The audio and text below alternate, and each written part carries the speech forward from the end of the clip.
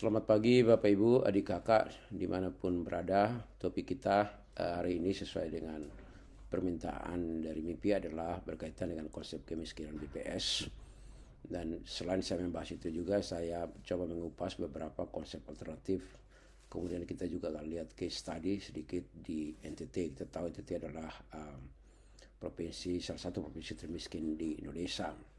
Nama saya Jeremy Haning, saya adalah asisten administrasi umum di pemerintah Kabupaten Rotendao dalam 5 tahun terakhir. Sebelumnya saya juga adalah kepala Bapeda selama 2 tahun, sehingga saya cukup bergelut ya berhubungan erat dengan BPS dalam pengelolaan data statistik di pemerintah Kabupaten Rotendao. Baik, kita akan tentu awali dengan konsep garis kemiskinan versi BPS itu ya. Saya kira kita semua sudah paham bahwa konsep kemiskinan garis BPS itu dipengaruhi oleh cost of basic needs yang diadopsi oleh banyak negara secara global. Dan di dalam prakteknya Indonesia kita membagi menjadi dua ya. Jadi seseorang dikatakan miskin kalau total dari pengeluaran cash ya, baik untuk makanan maupun non makanan itu saat ini lain, tapi di Maret 2004 adalah 582.932 rupiah per kapita per bulan. Itu untuk 1 bulan ya, dan itu untuk data Maret 2004. Untuk tahun ini dia sudah naik lagi.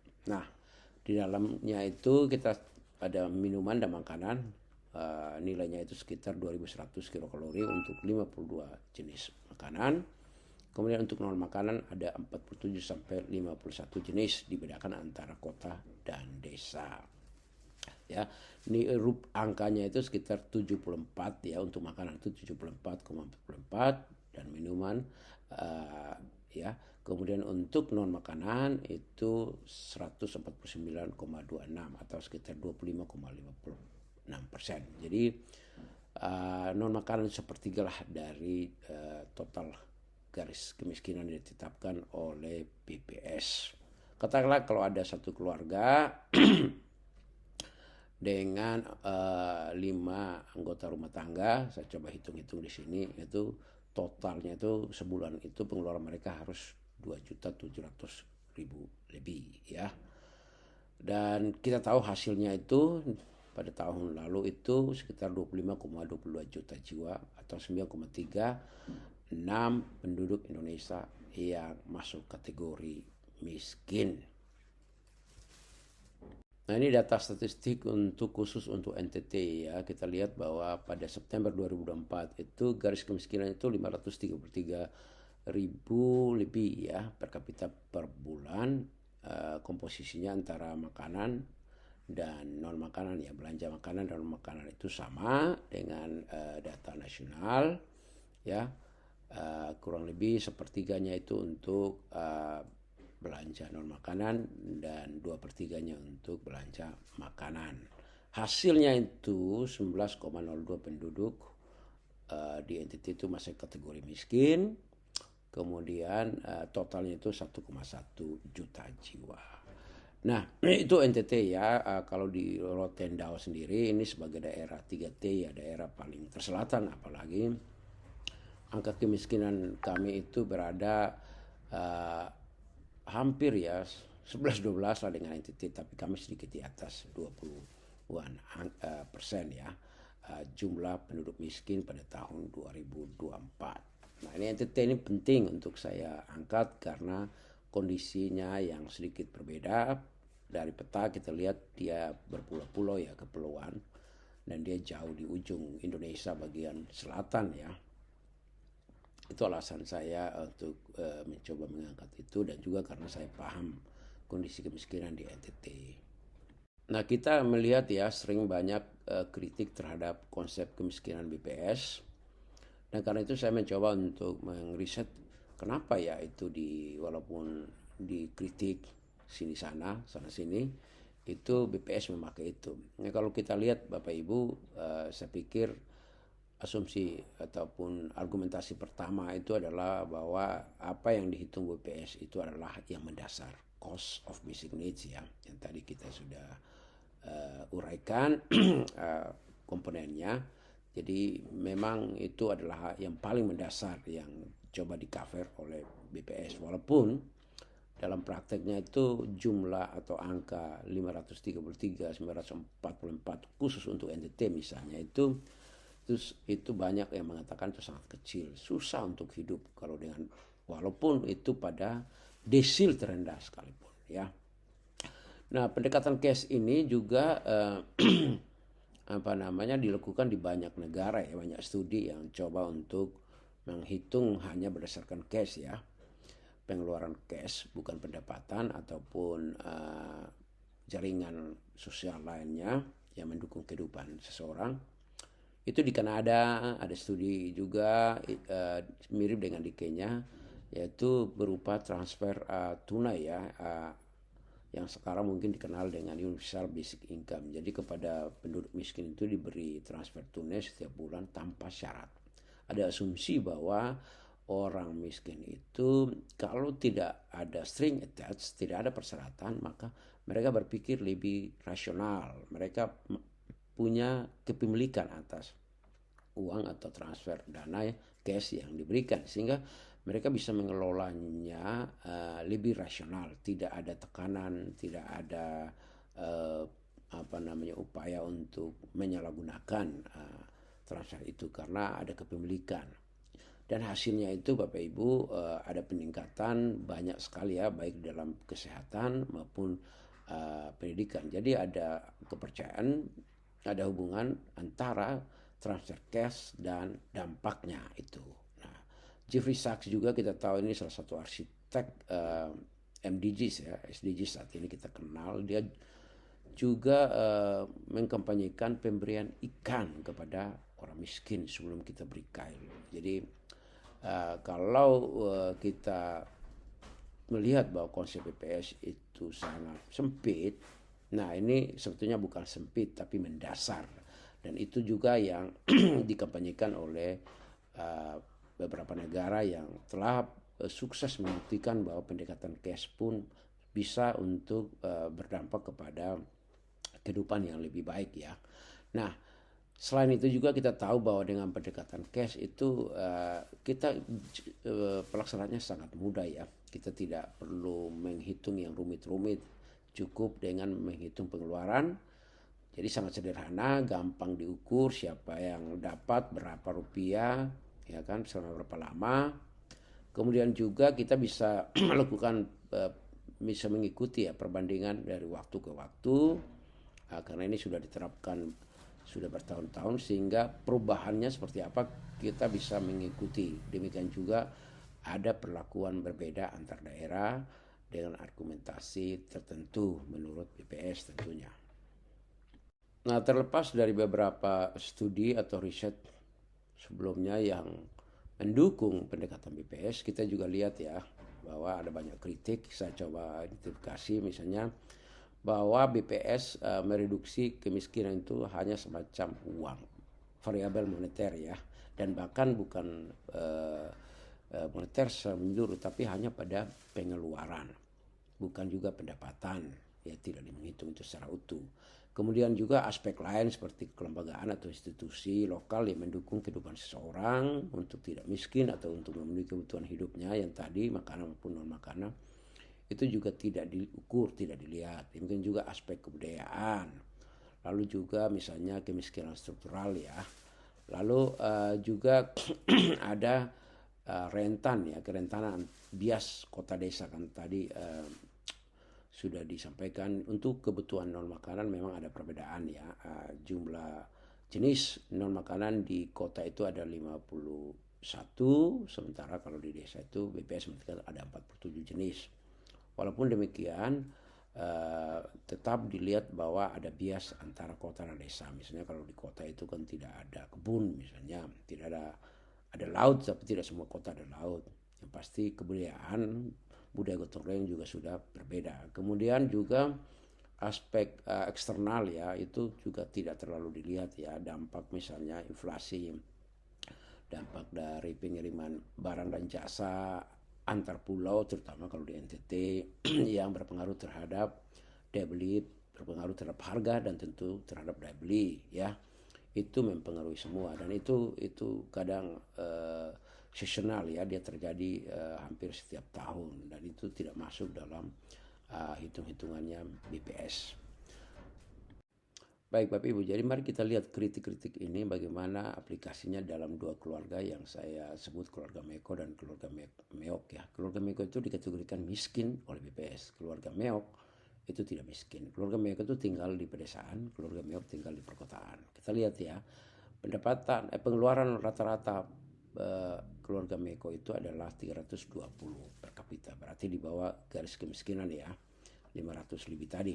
Kemudian keluarga Meok itu pengeluarannya 700.000 per kapita, artinya di atas garis kemiskinan, sehingga tidak miskin. Nah, ini lucu Bapak Ibu. Kenapa? Karena untuk keluarga Meko ini, mereka ini memenuhi kebutuhan makanan mereka itu sebagian besar, ya, dari kebun, dari sawah, dari laut di sekitar mereka sendiri, sehingga pengeluaran cash itu tidak banyak. Nah, dasar itulah yang membuat mereka ditetapkan sebagai miskin. Padahal fakta sesungguhnya kehidupan mereka baik-baik saja, ya. Ada kehidupan yang sangat harmonis dengan alam di situ. Ada hubungan yang baik, ya. Alam memberi mereka makan minum. Sementara keluarga Meok itu pengeluarannya tinggi. Kenapa pengeluarannya tinggi? Misalnya karena mereka tidak memenuhi kebutuhan makanan dari kebun mereka sendiri. Terpaksa mereka harus keluarkan uang, terpaksa mereka harus belanja, mereka harus terlibat dalam aktivitas jual beli di pasar. Itu membuat pengeluaran mereka itu di atas garis kemiskinan.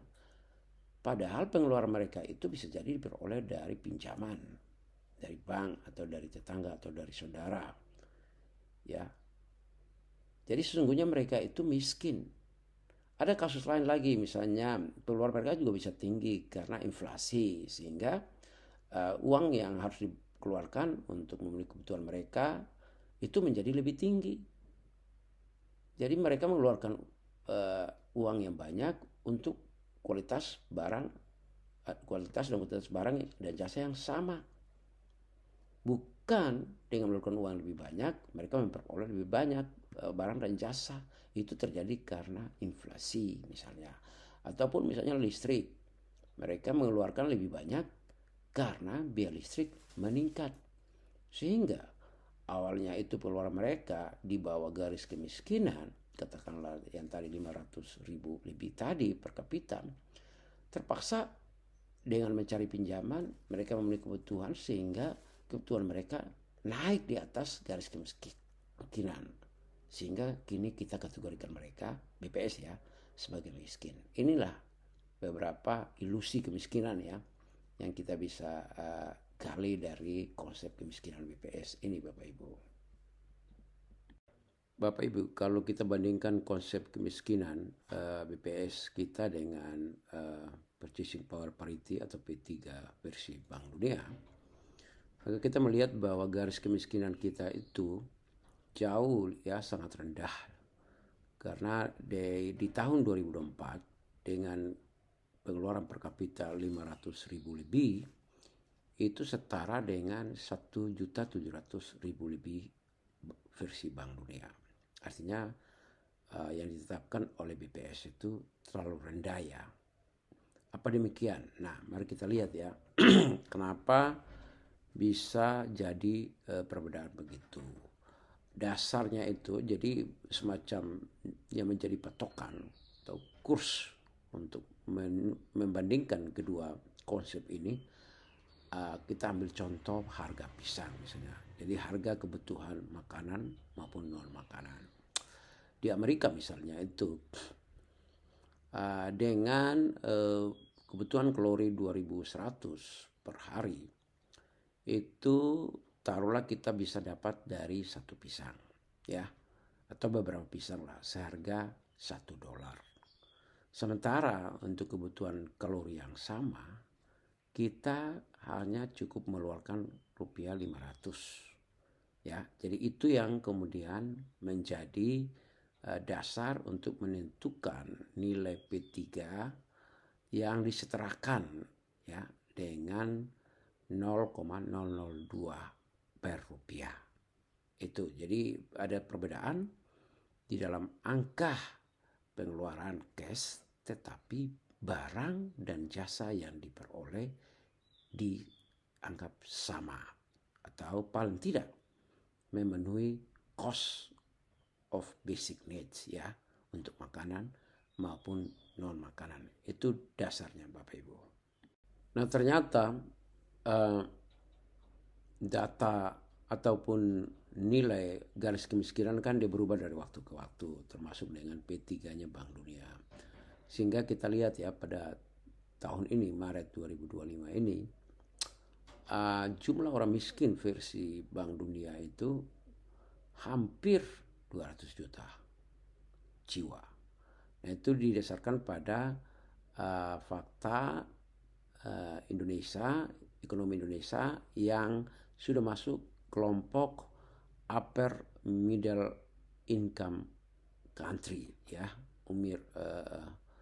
UMIK ya, upper middle income country. Sebelumnya itu adalah lower middle income country.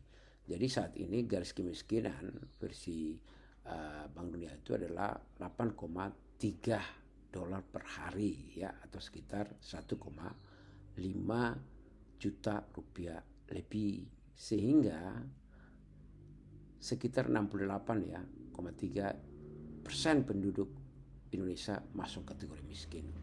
Sementara BPS belum banyak mengalami perubahan. Jumlah penduduk miskin itu hanya 23 juta lebih. Terjadi penurunan ya, tahun sebelumnya adalah 24 juta lebih atau setara dengan 8,47%. Nah ini terjadi karena garis kemiskinan kita adalah 595 tadi ya Bapak Ibu. Bapak Ibu, secara cepat kita lihat bahwa perbedaan konsep itu menyebabkan kita ya, publik mengalami kebingungan. Kita tidak tahu data mana yang benar ya.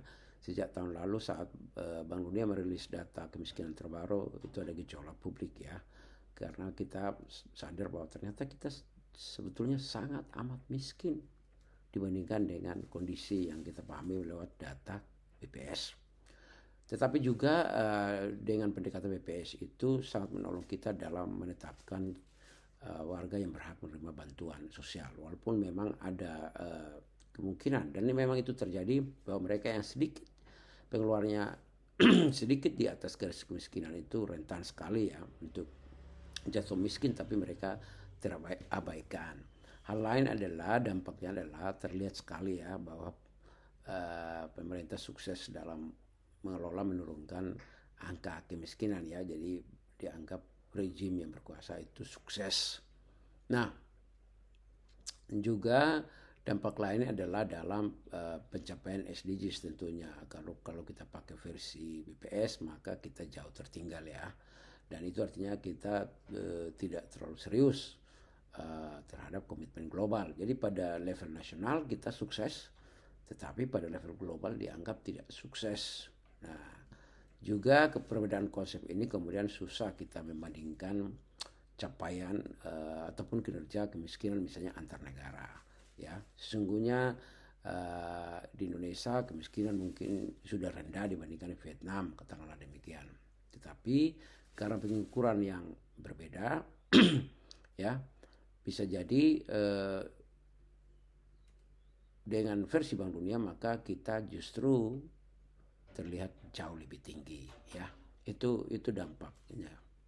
Bapak Ibu sekalian, saya mengajak Bapak Ibu untuk bisa sedikit melihat ya bagaimana kondisi NTT ya. Kita tahu NTT adalah provinsi termiskin kedua. Terendah adalah salah satu provinsi di Papua. Ada 5 provinsi di Papua ya.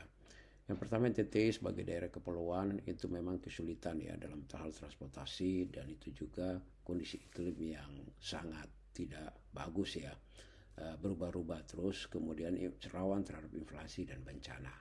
Itu kondisi nyata di NTT. Memang kita punya sumber daya yang banyak, sumber daya alam ya, ada dulu punya cendana, ada ternak juga, mangan, saat ini masih ada rumput laut dan perikanan. Tetapi dampaknya itu sangat terbatas terhadap pengentasan kemiskinan di NTT versi BPS ini, ya. Walaupun kalau kita mau lihat dari pemenuhan kebutuhan non makanan, ya, kebutuhan makanan itu masyarakat NTT sangat bergantung kepada alam, dan ini yang mungkin perlu BPS lebih menyelesaikan lagi. Kemudian tantangan pengentasan kemiskinan itu di NTT adalah soal kelembagaan institusi, ya, yang mempengaruhi kinerja jangka panjang, persoalan common, ya, public goods, terutama sumber daya alam yang tidak terkelola karena institusi yang sangat lemah, termasuk dengan kondisi geografis yang menyebabkan kemiskinan struktural, hingga kita tahu kebijakan publik yang mungkin kurang mendukung. Nah, kemudian juga hal yang paling utama adalah aspek budaya pembelajaran, budaya inovasi, budaya maju yang memang masih kurang mengalami revitalisasi. Nah, hal-hal ini Bapak Ibu sangat mempengaruhi pengentasan kemiskinan, bukan hanya soal pengeluaran cash saja, tetapi tidak tercatat oleh BPS. Karena itulah Bapak Ibu, kita mungkin ada baiknya coba untuk lihat, ya, sekilas tentang kemiskinan multidimensional, ya, dari berbagai pakar di dunia ini. Bapak Ibu, selanjutnya secara cepat kita akan melihat beberapa konsep kemiskinan multidimensional, ya. Yang pertama saya pikir Bapak Ibu sudah tahu, yaitu P3 oleh BPS.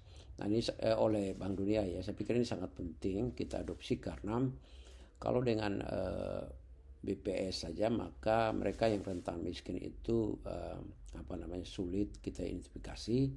Sementara kalau kita adopsi pendekatan Bank Dunia, maka mereka yang rentan miskin, ya, yang ada sedikit di atas garis kemiskinan juga tercover, ya, terdata. Itu pentingnya, ya. Jadi pendekatan lokal juga perlu didukung oleh pendekatan global. Tetapi mereka yang pendekatan BPS juga penting, karena kalau tidak maka mereka yang sangat amat miskin itu kemudian dipukul ratakan, ya, disamaratakan dengan mereka yang berada di atas garis kemiskinan walaupun mereka rentan miskin. Jadi kita perlu ada pembedaan antara berbagai kelompok prioritas, ya, kelompok yang berada di bawah garis kemiskinan maupun berada di atas garis kemiskinan. Keduanya itu perlu kita identifikasi tadi. Kemudian juga konsep lain itu yang diusung oleh Amartya Sen, ya, penerima Nobel tahun 98 itu, yang fokus pada capability, ya. Dalam bukunya The Promised Freedom, beliau melihat bahwa semestinya itu yang diukur adalah kemampuan untuk mengubah sumber daya yang ada, entah pendapatan atau pengeluaran, untuk memenuhi kebutuhan hidup. Jadi bukan sekedar diukur pengeluaran, tapi kemampuan untuk mengubah sumber daya yang ada untuk memenuhi kebutuhan hidup, entah itu air bersih, kesehatan, maupun dalam mengakses pendidikan. Itu oleh Amartya Sen. Ya, berikutnya adalah participatory rural appraisal, ya, yang diusung oleh Robert Chambers, seorang peneliti dari Sussex University di Inggris sana, dalam kutipan yang terkenal itu "Nothing about us without us". Jadi dia melihat bahwa orang miskin sesungguhnya adalah makhluk sempurna yang semestinya mendefinisikan kemiskinan itu sendiri, bukan kita sebagai expert ataupun orang luar, ya, mendefinisikan bagi mereka, seakan-akan mereka tidak memahami apa yang menjadi kebutuhan mereka. Karena itulah berbagai publikasi Chambers itu fokus kepada put the first last and put the last first. Maksudnya the first ini adalah orang atau expert dari luar harus menjadi yang di belakang, dan yang mereka yang disebut non expert di belakang itu yang harus dikedepankan. Karena itulah kewenangan untuk mengelola, otonomi untuk mengelola urusan mereka, urusan publik mereka, terutama komunitas lokal, itu perlu diapresiasi, perlu didukung. Itu yang menjadi penekanan Robert Chambers. Serupa dengan Chambers ini adalah Elinor Ostrom, ya, penerima hadiah Nobel tahun 2009 dalam Governing the Commons, juga mendukung, ya, otonomi bagi komunitas lokal untuk mendefinisikan dan memenuhi kebutuhan mereka sendiri. Karena itulah misalnya kesatuan masyarakat hukum adat itu adalah salah satu contoh yang diangkat oleh Elinor Ostrom bahwa sesungguhnya komunitas lokal itu mampu untuk dengan institusi lokal, dengan regulasi, dengan kesepakatan mereka, tradisi mereka, sesungguhnya mereka mampu untuk mengelola diri sendiri termasuk memenuhi kebutuhan mereka sendiri, sehingga kita tidak perlu menetapkan dan mendefinisikan konsep kemiskinan bagi mereka. Itu yang Elinor Ostrom highlight ya. Jadi fokusnya adalah pada kemampuan untuk berorganisasi ya. Yang beda dengan Amartya Sen tadi itu. Amartya Sen lebih fokus pada tidak hanya kemampuan berorganisasi, tapi bagaimana kemampuan berorganisasi itu mendeliver tujuan hidup. Ya, konsep dan pandangan lain itu disampaikan oleh duo Mears ya. Terutama Brian Mears itu terkenal lewat relational poverty ya, yang melihat bahwa kemiskinan itu terjadi karena kerusakan hubungan baik dengan diri sendiri, sesama, alam maupun Tuhan ya. Jadi broken relationship itu yang menyebabkan pemenuhan kebutuhan kita itu bermasalah atau tidak tercapai. Nah, dia tidak mengukur melihat dari mana kita memperoleh sumber pendapatan kita ataupun bagaimana kita menghabiskannya atau kepada apa untuk apa, tapi lebih pada hubungan yang baik itu yang akan nanti mampu membuat kita mencapai tujuan hidup seperti yang ditekankan oleh Amartya Sen ya. Jadi itu kalau dalam kehidupan kita sehari-hari di NTT misalnya, kita tahu ada arisan, ada gotong royong, kelompok gotong royong, kelompok arisan itu juga sangat membantu ya, dan itu beberapa contoh yang menjadi penekanan daripada Brian Mears dalam relational poverty. Konsep lain itu adalah sustainability livelihood approach ya. Itu menekankan pada 5 aset ya. Jadi bukan hanya soal aspek materi ataupun bahkan cash, tetapi juga aspek lainnya yang sudah disebutkan oleh para pakar lain sebelumnya. Lalu kemudian dia juga meng-highlight soal pentingnya memahami kerentanan dan resiliensi ya. Baik itu tren misalnya tren harga, shock itu soal bencana misalnya, ataupun sustainability itu juga berkaitan dengan perubahan iklim dan lain-lain. Itu semua mempengaruhi pemenuhan kebutuhan hidup atau pencapaian kebutuhan hidup yang disoroti oleh sustainability livelihood approach ini. Jadi ini jauh lebih lengkap ya, lebih komprehensif maksud saya. Nah, pencapaian tujuan ataupun aset-aset yang tadi disoroti oleh sustainability livelihood approach itu misalnya itu tentu tidak tercapai ya kalau institusi tidak kuat. Perlindungan akan aset oleh institusi tidak ada. Ya, lahan tidur misalnya tidak terolah karena tidak jelas kepemilikannya. Karena lahan tidur itu adalah milik bersama. Di sinilah masalah institusi yang disoroti oleh North ya, yang tidak atau belum di highlight oleh para pakar lain sebelumnya. Ini juga penting ya untuk kita pertimbangkan.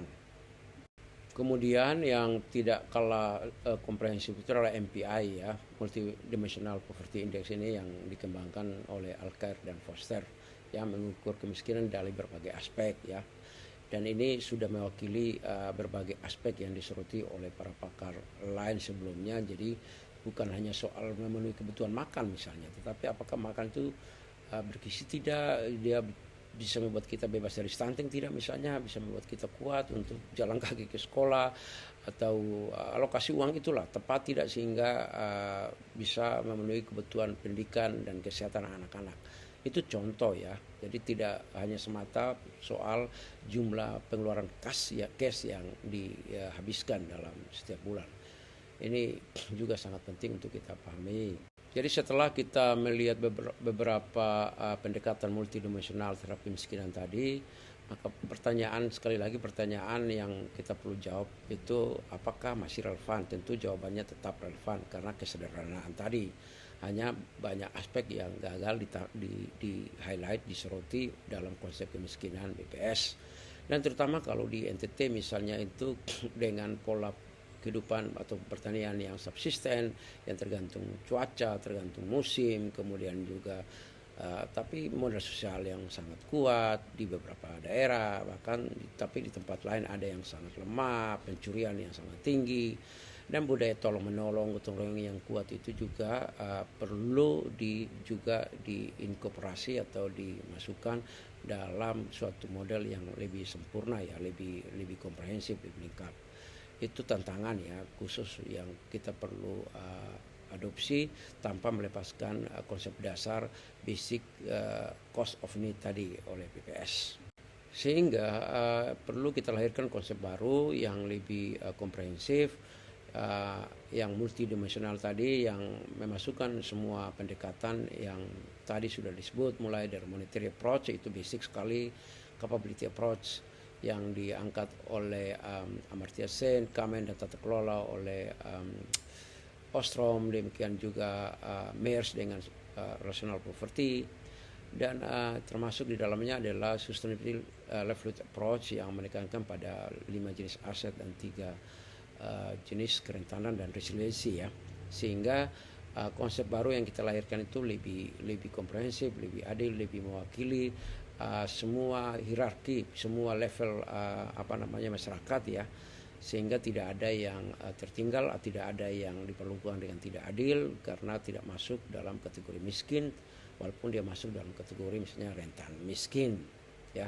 Nah, berdasarkan beberapa model alternatif tadi, kita bisa misalnya identifikasi ya beberapa aspek yang perlu kita masukkan dalam satu model baru ya. Saya beri contoh dalam di NTT misalnya, mulai dari monetary status ya, ada 3 elemen yang perlu kita hitung, ada capability dan outcomes ya, juga ada 3 elemen, kemudian common dan natural resource, social capability dan rational safety nets, kemudian sustainability dan environmental risk.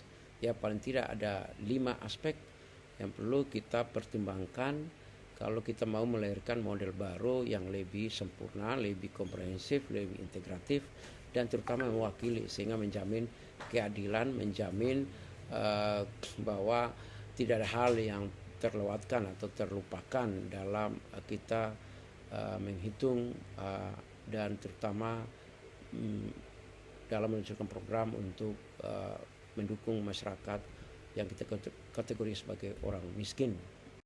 Bapak Ibu, ini harapan kita dan saya pikir ini konsekuensi ya, logis ya daripada konsep model baru yang kita kembangkan, yaitu penerima bantuan jauh lebih tepat ya. Kemudian juga aspek non moneter, aspek budaya, aspek institusi, aspek kapasitas masyarakat juga terbangun, dan juga kita menghindari eksploitasi sumber daya alam dalam rangka memenuhi kebutuhan atau pengeluaran cash tadi. Jadi kita tidak menjustifikasi pengeluaran cash melalui eksploitasi sumber daya alam, sehingga kebijakan yang diluncurkan itu menjadi lebih tepat karena berbasis bukti dan komprehensif. Saya pikir Bapak Ibu demikian bisa saya sampaikan. Mohon maaf saya harus menyampaikan ini lewat video karena listrik di tempat kami yang sering mati ini juga permasalahan kemiskinan ya, apalagi jaringan internet yang sering putus-putus ya. Jadi saya harus memvideokan presentasi ini, semoga berguna dan Bapak Ibu bisa melihat materi ini jauh lebih utuh, tidak putus-putus karena jaringan internet yang on off. Terima kasih, selamat siang untuk kita semua.